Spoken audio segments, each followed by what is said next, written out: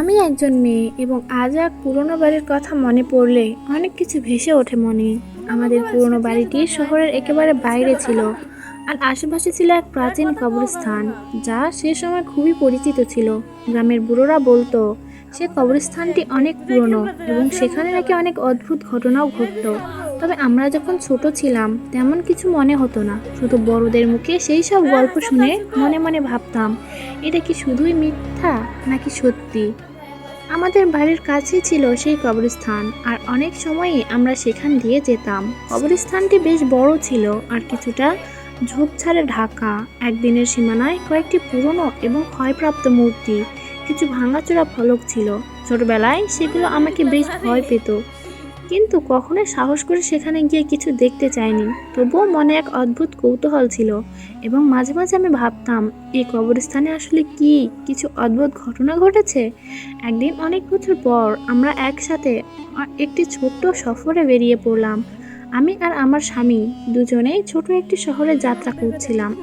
আমাদের পুরনো বাড়িটি অনেক দূরে ছিল, তবে একদিন হঠাৎ মনে হলো পুরনো জায়গাগুলো দেখে আসা দরকার। আমরা দুজনেই গাড়ি নিয়ে সেই অঞ্চলে ফিরলাম।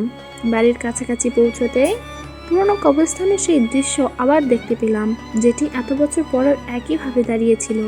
কিছুক্ষণ গাড়িতে বসে থাকলাম আর পুরনো স্মৃতিগুলো আবার উকি দিল।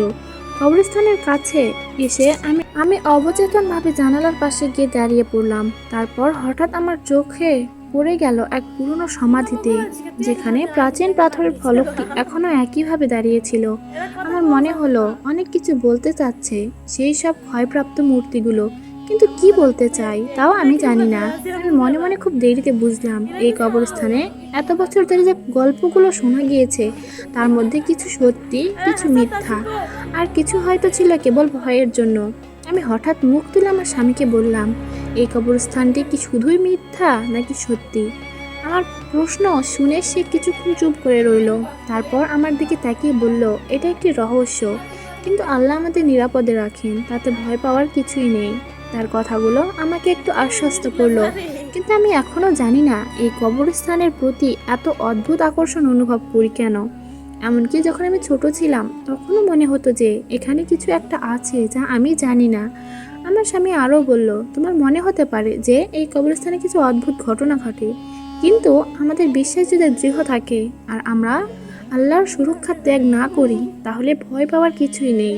তার এই কথাগুলো শুনে আমি একটু শান্ত হলাম, তবে মনে মনে রয়ে গেল কিছু অদ্ভুত কৌতূহল। আমরা গাড়ি থেকে নেমে কবরস্থানটির কাছে গিয়ে দাঁড়ালাম। চারপাশের পরিবেশ বেশ শান্ত ছিল, আর কোনো ধরনের অস্বাভাবিক কিছু মনেই হয়নি। আমার স্বামী বলল, কিছু পুরনো জায়গা থাকে যা আমাদের প্রাচীন ইতিহাস ও সংস্কৃতির একটি অংশ। এখানে অদ্ভুত কিছু হয়নি যা আমাদের জীবনকে ভয় দেখাবে। আমি তার দিকে তাকিয়ে কিছুক্ষণ চুপ রইলাম। সত্যি এখানে কি ঘটেছিল তাও আমি জানি না, তবে তার কথা শুনে মনে হলো যেন সময়ের সাথে সাথে পুরনো অজানা জিনিসগুলো ধীরে ধীরে আমাদের জীবন থেকে মুছে যেতে থাকে। কিন্তু কিছু কিছু প্রশ্ন থেকে যায় যা শেষ পর্যন্ত আমাদের মনেই থাকে। সেই কবরস্থানে গিয়ে আমি অনেকগুলো পুরনো সমাধি দেখলাম। কিছু কিছু ক্ষয়ে গেছে, আবার কিছু কিছু দৃঢ়ভাবে দাঁড়িয়েছিল, যেন সময়ের কাছে পরাজিত হয়নি। একবার আমি মনোযোগ দিয়ে দেখছিলাম একটি পুরনো সমাধি, যেখানে বেশ কিছু ভাঙা ফলক পড়েছিল। কিছু সময় চুপচাপ দাঁড়িয়ে থাকলাম, আর সেই পুরনো জায়গার পরিবেশ আমার মধ্যে এক ধরনের দুঃখের অনুভূতি জাগিয়ে তুলল। হঠাৎ আমি স্বামীর দিকে তাকিয়ে বললাম, তুমি বলছো আল্লাহ আমাদের নিরাপদে রাখেন, কিন্তু মনে হয় এখানে অনেক রহস্য লুকানো আছে। আমাদের অতীতের গল্প, এই কবরস্থানের গল্প কি কখনো জানতে পারবো? আমার স্বামী হেসে বলল, তুমি জানো, সত্যি বলতে এসবের কোনো সঠিক উত্তর নেই।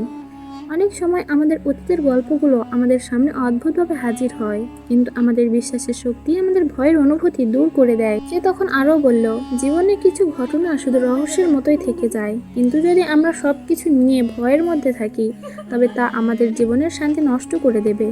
আমরা যদি বিশ্বাস করি আল্লাহ আমাদের সুরক্ষা করবেন, তবে কোনো কিছুই আমাদের ক্ষতি করতে পারবে না। আমি তার কথা শুনে কিছুটা শান্ত হয়েছি এবং আমরা দুজনেই কবরস্থান থেকে বের হয়ে আসলাম। আমার মনে হয়েছিল এ যেন এক অতীতের সঙ্গে আমাদের বর্তমানে সংযোগ ছিল। আমরা যেখানে গিয়ে দেখতে পেলাম কত বছর পেরিয়ে গেছে, কিন্তু সেই পুরনো জায়গা, পুরনো স্মৃতিগুলো অটুট ছিল। কবরস্থানের কাছে গিয়ে আমি এক নতুন ভাবনায় পৌঁছলাম। এটা শুধুই একটা রহস্য যা অতীতের সাথে আমাদের বর্তমানের এক অদ্ভুত সংযোগ তৈরি করে। আর সেই মনোযোগ সংযোগ আমাদের জীবনের গুরুত্বপূর্ণ পাঠ শেখায়। সেদিনের পরে আমি বুঝতে পারলাম যে জীবনে সব কিছু বুঝে অতীতের রহস্যের উত্তর পেতে যাওয়ার যে অনেক গুরুত্বপূর্ণ বিষয় হলো আমাদের বিশ্বাস। বিশ্বাসে যদি কোনো চ্যালেঞ্জ থাকে তবে তা আল্লাহর উপর ভরসা রেখে অতিক্রম করতে হবে। আমার স্বামীর কথা শুনে আমি বুঝতে পারলাম যে পুরনো কবরস্থান আর তার সঙ্গে জড়িত গল্পগুলো কেবল আমাদের মনে ভয় ও কৌতূহল সৃষ্টি করতে পারে, কিন্তু আল্লাহর আশীর্বাদ আমরা সব কিছুই নিরাপদে কাটিয়ে যেতে পারি। আজও যখন আমরা পুরনো বাড়ির কাছে যাই, আমি সেই কবরস্থানের পাশ দিয়ে যেতে গিয়ে অনুভব করি সব রহস্য ও অতীতের গল্প এখন আমার কাছে অনেকটাই পরিষ্কার হয়ে এসেছে। আমি জানি এসব গল্প আমাদের জীবনের এক অংশ, কিন্তু সব রহস্যের পিছনে যে সত্যি রয়েছে তা শুধু আল্লাহই জানেন।